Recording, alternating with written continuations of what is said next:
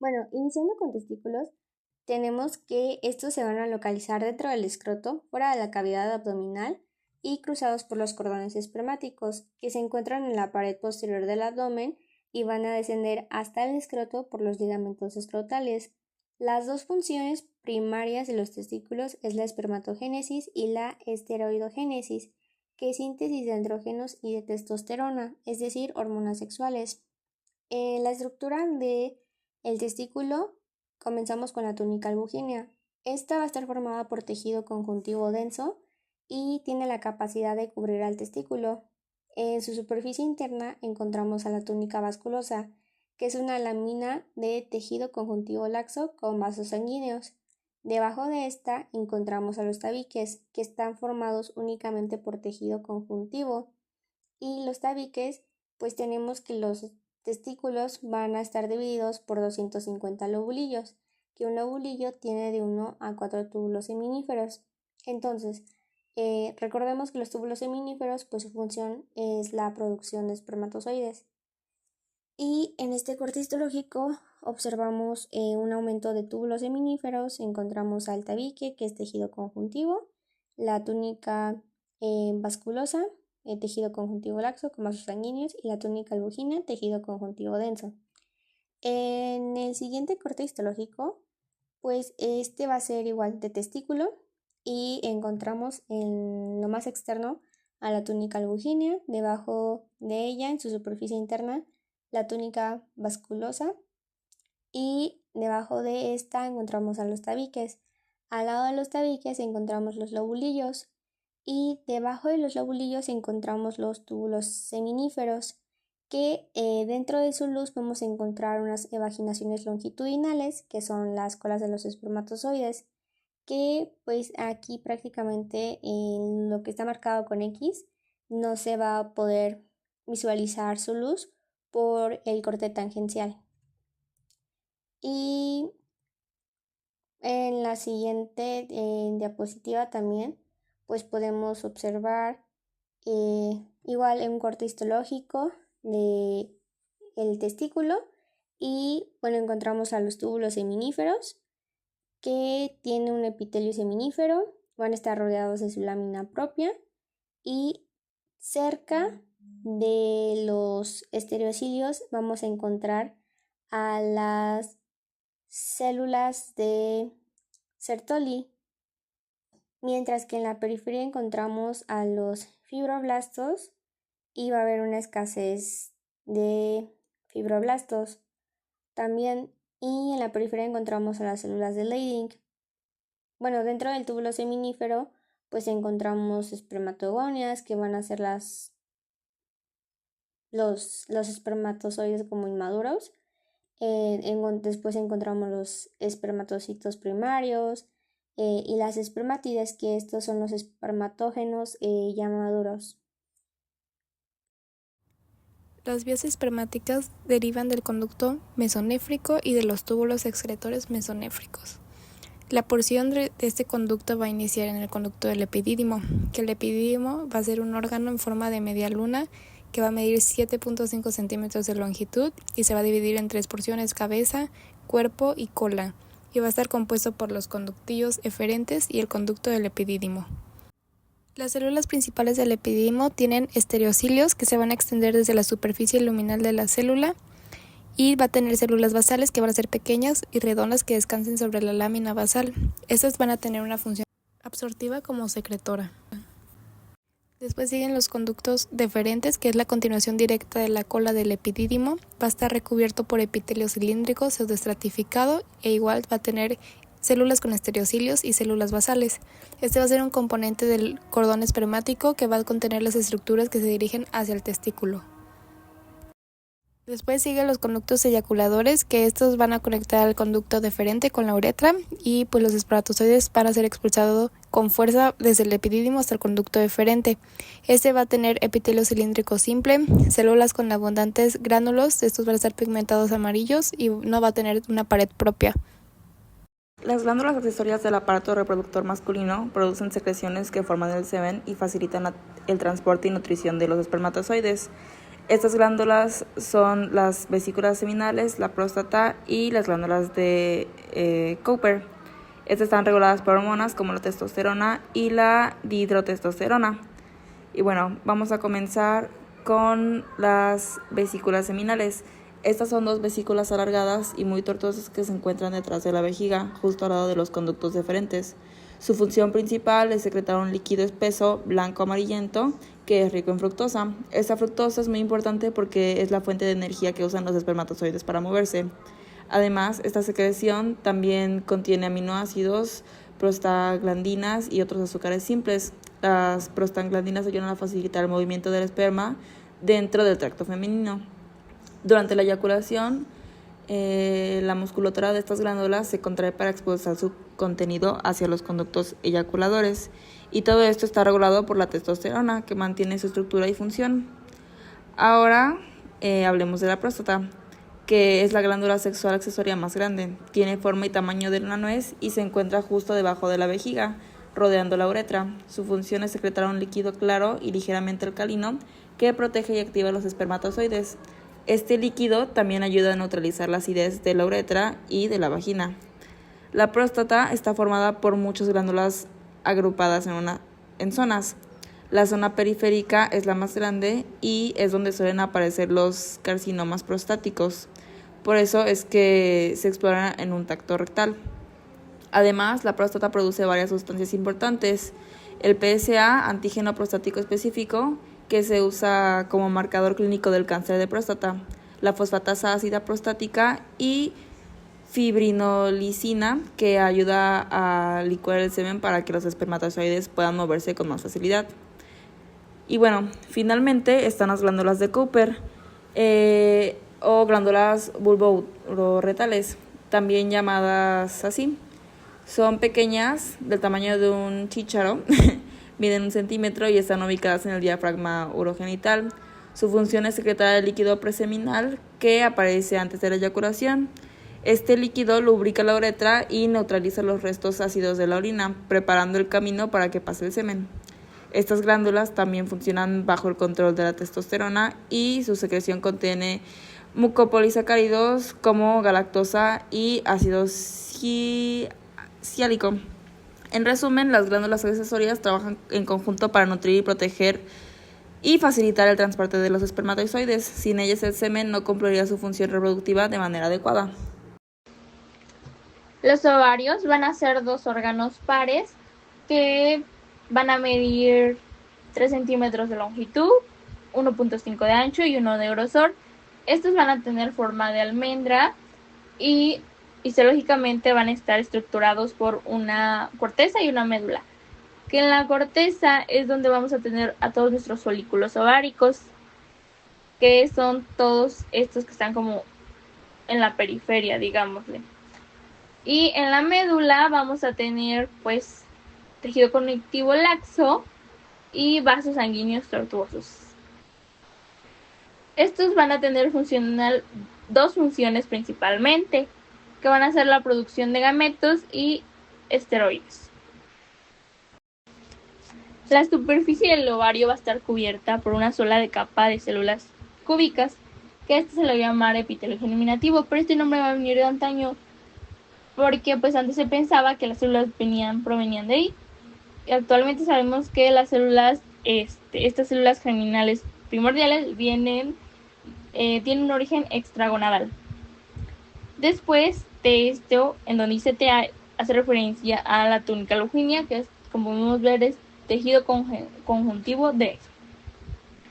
Después tenemos a nuestro extroma cortical, que es donde van a estar todos nuestros folículos ováricos, folículos primordiales, folículos secundarios, primarios, todos los que les voy a estar enseñando más adelante. En la médula pues no hay más que tejido conjuntivo laxo, el hilio ovárico, como les decía, de vasos sanguíneos, y ya. El folículo primordial va a ser la primera etapa para este desarrollo folicular. Vamos a tener primero alrededor del ovocito células foliculares que, como podemos ver, van a ser estas, son células planas, simples, y alrededor de células del estroma, que pues generalmente son fibroblastos. En el ovocito vamos a tener al ovoplasma, hace referencia al citoplasma, y tenemos al cuerpo de Balbiani, que estas no son más que como acumulaciones de vesículas, membranas de Golgi, retículos endoplasmáticos, centriolos y eso. Y pues aquí lo más importante es que nuestro folículo primordial, nuestras células foliculares van a estar planas, como también podemos ver en el corte histológico, ahí están. Después vamos a pasar de folículo primordial a folículo primario, que su principal diferencia, como podemos ver, es que tienen a su alrededor las células foliculares, pero estas en forma cúbica y no en forma plana como la primordial. Además de que se va a secretar proteínas en la zona pelúcida, que la zona pelúcida es el contorno como del ovocito, como lo rojito que está ahí, es en esta zona pelúcida, ¿vale? Que estas van a secretar glucoproteínas, ya sea la ZP1, ZP2, ZP3, ZP4, que las más importantes van a ser la ZP3 y la ZP4, que funcionan como receptores primarios de unión a los espermatozoides. Ahora, estas mismas células cúbicas van a proliferar y se van a convertir, ya no van a ser simples, va a ser un epitelio estratificado, que se va a llamar estrato granuloso, que pues él es el que va a rodear al ovocito, que ahora las células foliculares ya no van a ser foliculares y se van a llamar células granulosas.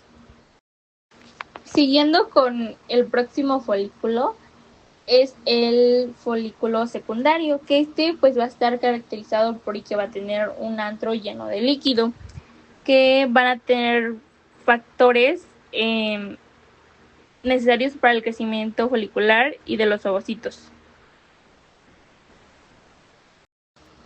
Aquí, como podemos ver, nuestras células granulosas tienen más capas, como las había mencionado, y estas van a formar un montículo abultado que va a ser el cúmulo de Oforto. Ahora bien, las células del cúmulo de Oforto que se rodean de inmediato al ovocito y permanecen en la ovulación se van a llamar corona radiada. Y el cúmulo de Oforto va a estar en el antro. Finalmente vamos a tener a nuestro folículo de Graf, que va a contener a nuestro ovocito secundario. Y una cosa importante es que la teca interna y las células de la granulosa van a ser necesarias para la producción de estrógenos. Después de la ovulación, el folículo colapsado se organiza en el cuerpo lúteo, o sea, se supone que libera el ovocito secundario, pero pues solamente esa parte, entonces lo que queda va a ser nuestro cuerpo lúteo, que primero va a pasar a ser un cuerpo hemorrágico por los vasos sanguíneos que les comenté, y después un cuerpo fibroso.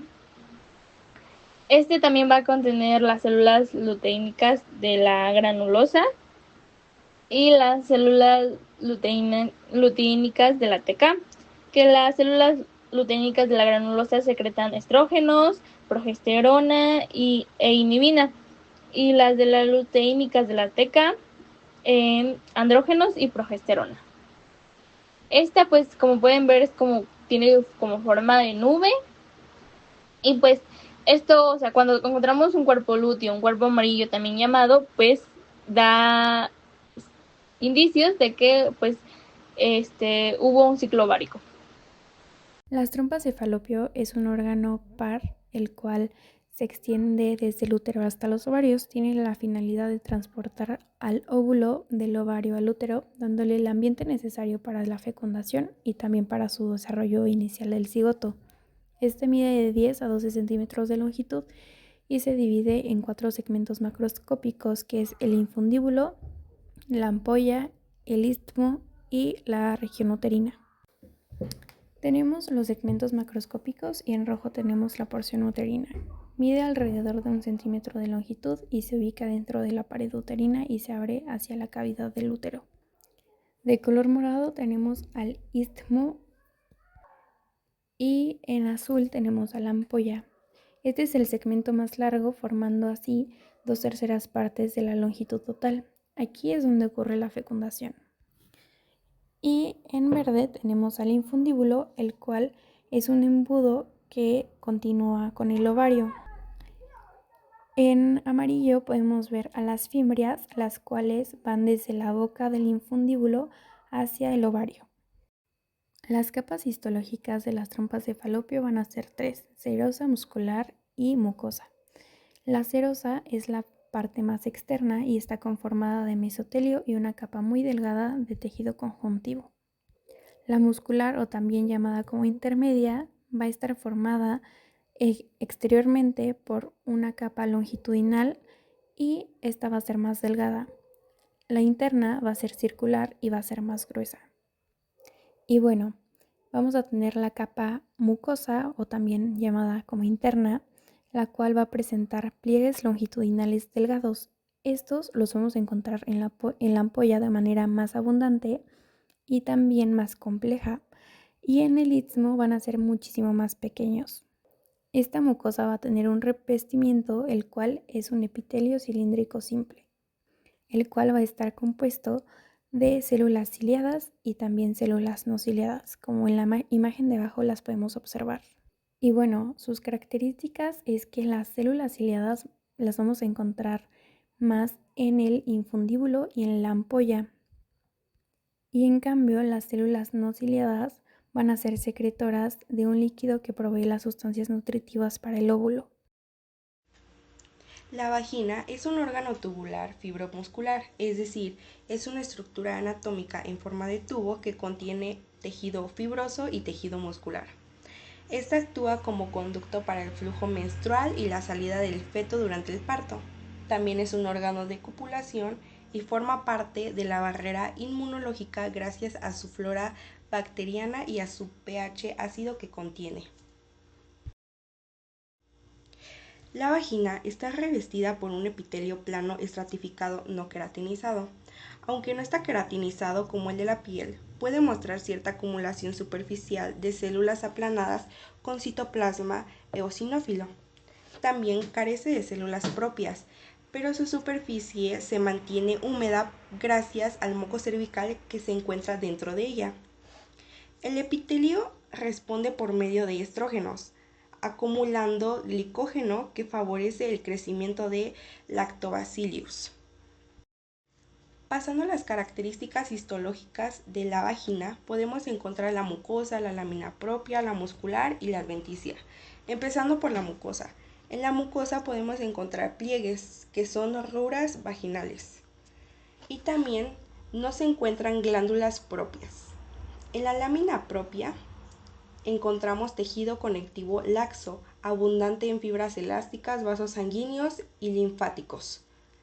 Pasamos a la muscular. Esta se divide en dos subcapas principales, que es la capa circular interna y la capa longitudinal externa. La capa circular interna se refiere a las fibras musculares que se disponen en forma circular alrededor de la vagina. Y la capa longitudinal externa hace referencia a las fibras musculares que se disponen en forma longitudinal a lo largo de la vagina. Esta capa ayuda a controlar la longitud y la dirección de la vagina y puede contribuir a la función del soporte y del movimiento durante el coito. Pasando a la última capa, que es la adventicia, en esta podemos encontrar tejido conectivo denso, que conecta a la vagina con estructuras adyacentes. La vagina cuenta con respuestas hormonales, que son los estrógenos, el ciclo menstrual y el glicógeno. Empezando por los estrógenos, este estimula la proliferación del epitelio vaginal, aumentando el número de capas celulares. El ciclo menstrual es cuando el epitelio responde cíclicamente a los niveles de estrógeno y progesterona. El glicógeno. Las células epiteliales acumulan glicógeno, que es liberado y metabolizado por las bacterias, especialmente por las lactobacillus, generando ácido láctico y manteniendo un pH neutro para poder proteger a la vagina en contra de todas esas infecciones o bacterias que se quieran meter a través de ella. Bueno, ahora el ciclo ovárico va a consistir en la formación de 3 folículos. Los folículos primordiales, folículos de crecimiento que se clasifican en el folículo primario y secundario, y los folículos maduros o de Graf. En sí, el objetivo principal del ciclo ovárico va a ser la maduración y liberación de un espermatocito secundario. Y este va a estar regulado por el eje hipotálamo, hipófisis, ovario. Bueno, ahora, pues bueno, primero vamos a comenzar con los folículos primordiales. Estos son los primeros que van a estar en la etapa inicial, y el folículo primordial aparece en el ovario a partir del 3er mes de desarrollo fetal, y de ahí van a ir creciendo. Los folículos primarios van a medir en el ovocito, práctica es todo esto, miden solamente 30 micras de diámetro, y el ovocito, pues conforme va aumentando su tamaño, digamos que se van a formar células foliculares, que son estas, aplanadas, que van a ir proliferando y van a ser células cúbicas, que aquí cuando ya son células cúbicas van a ser el folículo primario. Ahora, el ovocito en sí va a ir creciendo y va a ir secretando proteínas, que estas 2 proteínas se van a ensamblar en la zona pelúcida, que es esta prácticamente. La zona pelúcida va a estar entre lo que es el ovocito y las células foliculares contiguas. Y bueno, ahora, la zona pelúcida va a estar compuesta por 3 glucoproteínas, SP1, SP2 y SP3. La SP3 es la más importante porque va a ser una receptora de la unión de espermatozoides, y la segunda sería la proteína secundaria de la unión de espermatozoides, SP2, que tiene 73 KDA. Y de ahí continuamos con... Bueno, ahora, las células foliculares van a formar una capa gruesa de folículo primario, que se van a conocer como células de la granulosa. Estas tienen un crecimiento folicular y van a estar en la capa basal, pero no van a tener una unión hermética. Las células de la granulosa van a proliferar y se van a convertir a células de la estroma, que va a ser células con tejido conjuntivo, que se va a caracterizar como la teca folicular, que va a haber una externa y una interna. La externa solamente contiene lo que es músculo liso y haces de fibras de colágeno, mientras que la interna contiene fibroblastos y fibras de colágeno, y se caracteriza por grandes cantidades de la LH, que es la hormona luteinizante, que esta hace la síntesis y secreción de andrógenos. Ahora, bueno, ya tenemos la conclusión del folículo primario. Pasamos al folículo secundario. Este se va a caracterizar porque va a tener el antro, que el antro es un líquido en grandes cantidades de estrógenos, y este va prácticamente en la cavidad del líquido folicular, y se va a caracterizar porque tiene mucho hialuronano, o se va a llamar también folículo secundario antral. Bueno, este va a tener 3 factores de crecimiento, que va a ser la FSH, la hormona folículo estimulante, el factor de crecimiento epidérmico, EGF, y el factor de crecimiento simil insulina 1, EGFI, y también los iones de calcio. Bueno, el folículo secundario va a tener un diámetro de 0.2 milímetros y va a tener un diámetro de líquido de 10 milímetros. Entonces, el folículo secundario se va a caracterizar principalmente por la presencia de el antro, que es el líquido folicular. El ovocito en la posición excéntrica va a tener un diámetro de 125 micras, pero este ya no va a crecer por el factor inhibidor de maduración ociótica, que va a ser un pequeño péptido de 1 cada o de 2 cada, que este va a formar células de cúmulo o foro, y estas van a formar lo que se llama la corona radiante. Ahora, la corona radiante va a estar alrededor del ovocito folículo secretor, y las células cumuloforo van a permanecer en la ovulación durante la formación de la corona radiante. Ya que se formó la corona radiante, se van a formar células de cúmulo, que estas se van a encargar de enviarse hacia las microvellosidades de la zona pelúcida hacia la unión de la hendidura de las microvellosidades del ovocito. Por último, el folículo de grafo maduro va a contener un ovocito secundario maduro y va de la corteza ovárica hacia la superficie del ovario. Ahora, las capas tecas van a ser las más prominentes. ¿Y por qué van a ser prominentes? Porque van a adquirir una característica celular de producción de esteroides. La LH, que es la hormona luteinizante, va a estimular a las capas teca interna a la secreción de andrógenos, pero no van a secretar estrógenos, mientras que las células granulosas van a contener la aromatasa, y estas van a responder a la FSH catalizando la conversión de andrógenos en estrógenos. Entonces van a estimular las células de la granulosa a que van a proliferar de tamaño, va a ir aumentando el tamaño del folículo, y pues como hay un aumento de estrógenos, se va a originar una sensibilidad folicular de las células gonadotropinas, que va a producir la liberación de la hormona liberadora gonadotropinas, y estas van a estar presentes 24 horas antes de la ovulación por la adenohipófisis. El ciclo menstrual, o también conocido como ciclo endometrial, tiene el objetivo de preparar al útero para recibir y albergar al blastocisto durante su desarrollo de gestación. Y tiene 3 fases, que es la proliferativa, la secretora y la menstrual. Y bueno, en la fase proliferativa, esta empieza después de la menstruación, que es aproximadamente por el día 5 hasta un día después de la ovulación, la cual es el día 14.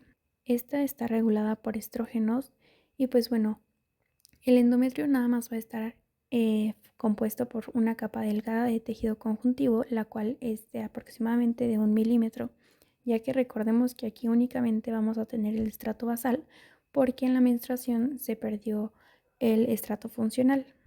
Y otros componentes van a ser las porciones basales de las glándulas uterinas y las porciones inferiores de las arterias en espiral. Los estrógenos nos van a servir para que las células epiteliales de la porción basal puedan reconstruir a la glándula, y también las células estromales, las cuales nos van a ayudar a la proliferación, la secreción de colágeno y la sustancia fundamental. Asimismo, también va a ayudar a que las arterias en espiral se alarguen más.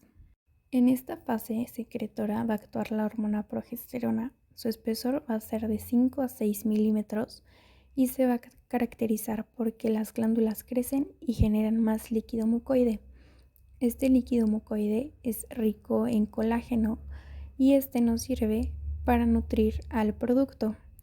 También van a crecer más el tamaño de las células, y pues bueno, debido a la presencia de estrógenos y de progesterona, las células estromales van a convertirse en células deciduales, las cuales, como ya había comentado anteriormente, van a producir más glucógeno. Ahora vamos a hablar de la fase menstrual, y cuando no hay esta fecundación, la progesterona y los estrógenos bajan. Por lo tanto, lo que va a pasar es que esa irrigación o ese abastecimiento de sangre al estrato funcional ya no va a ser el mismo y va a decrecer. Por lo tanto, va a haber una contracción periódica de las arterias espirales, que nos va a producir una isquemia y posteriormente una necrosis. Esto nos va a dar la rotura de vasos sanguíneos y también, pues ya una vez que el tejido está necrosado, se va a desprender el epitelio de revestimiento. Recordemos que los estrógenos son la estrona, el estradiol y el estriol. Pero cuando hay una fecundación, el endometrio va a seguir debido a la producción de progesterona, la cual es dada por el cuerpo amarillo. Y bueno, los componentes del flujo menstrual van a ser la sangre, el líquido uterino, las células epiteliales y el estroma desprendido. El útero es un órgano muscular que su función principal es albergar y nutrir al embrión durante el embarazo. Histológicamente, el útero se va a dividir en 3 capas principales. En el endometrio, que es la capa interna, el miometrio, que es la capa media o muscular, y el perimetrio, que es la capa externa, serosa o adventicia. El endometrio es la capa mucosa que recubre internamente el útero y es fundamental para la implantación del embrión y el mantenimiento del embarazo. Tiene una estructura dinámica que cambia a lo largo del ciclo menstrual bajo la influencia hormonal que vamos a tener a los estrógenos y a la progesterona. El endometrio va a tener 2 capas, una basal y una funcional. La basal es que es más profunda junto al miometrio y esta no se va a desprender en la menstruación. Su función es que va a regenerar la capa funcional. La capa funcional, su característica es que la capa superficial que se descama durante la menstruación cambia con el ciclo y su función es que va a soportar la implantación del embrión. El endometrio también tiene fases del ciclo menstrual y vamos a tener 3. Una fase proliferativa o preovulatoria, una fase secretora o posovulatoria y una fase menstrual. En la fase proliferativa vamos a tener que esta va a estar estimulada por estrógenos. El endometrio se va a engrosar por mitosis de células epiteliales y estromales y la fase secretora va a estar estimulada por progesterona del cuerpo lúteo y esta va a ser ideal para la implantación del embrión. En la fase menstrual, si no hay fecundación, entonces se van a disminuir los niveles hormonales y esto va a hacer que se produzca el sangrado menstrual. El miometrio es la capa media del útero. Está compuesta principalmente por músculo liso y es la parte más gruesa del órgano y cumple funciones cruciales en el embarazo y el parto. Este es responsable de las contracciones uterinas. Las funciones del miometrio es la contracción uterina durante la menstruación y el parto, sostén estructural, que esta va a dar forma y firmeza al útero, y su adaptabilidad. Se expande enormemente durante el embarazo y también otra de sus funciones es la hemostasia. Esta va a tener contracciones que ayudan a controlar el sangrado y el posparto. Después continuamos con el perimetrio, que esta es la capa serosa externa. Esta va a estar formada por mesotelio, que es epitelio plano simple, y tejido conectivo subyacente. En la parte del peritoneo, esta va a cubrir la superficie uterina. Excepto en zonas donde el útero no está cubierto por peritoneo, ahí se va a llamar la capa adventicia. Y después tenemos las glándulas uterinas. Su origen va a ser las invaginaciones del epitelio superficial hacia la lámina propia y van a tener un tipo de glándulas tubulares simples. Su función es que secretan glicoproteínas y otras sustancias. Va a tener cambios cíclicos durante la fase secretora o postovulatoria. Las glándulas aumentan su secreción, por ello es de que pues van a influir de progesterona. Y tenemos la vascularización. La vascularización va a estar conformada por arterias y venas.